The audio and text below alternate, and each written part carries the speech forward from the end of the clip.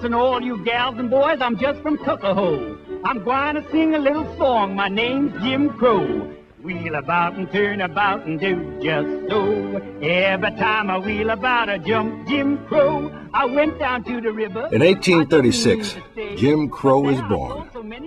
He begins his strange career as a malicious minstrel caricature of a black man, created by a white man to amuse white audiences. Jim Crow would come to symbolize one of the most tragic eras of race relations in American history, a time deeply rooted in promise and contradiction. 1865, 4 million Americans, slaves simply because they were born black, were now free.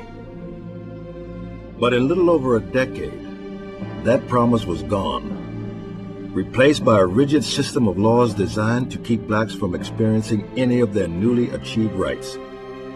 It would be known as the era of Jim Crow, the American form of racial apartheid. I tried to lean inside and get me a cup of water. And those white people beat me till I was unconscious. They thought I was dead. My dad said, as long as you're living in this South, you're going to have to go to the back door in this town. And you just settle for that. He said, but one thing I want you to swear and promise to me, that you will never get used to it. I'm not ashamed of the segregated and Jim Crow experience, all because we were able to devise techniques for survival that permitted us to abide our time and to wait until our change come. As most blacks were willing to bide their time, some began to fight back. In the late 1880s and 90s, they embarked on an uncertain campaign to secure voting rights, build their own communities, schools, businesses, and churches, and to demand redress against mob violence and lynching. The white supremacists fought back.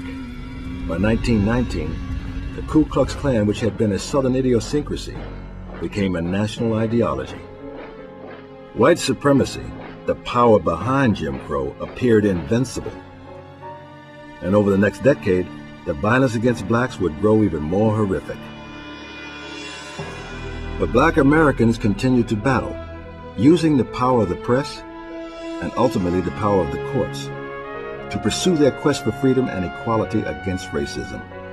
The rise and fall of Jim Crow is their story, the story of strong men and women who would never accept the demeaning, threatening, and perilous world of Jim Crow.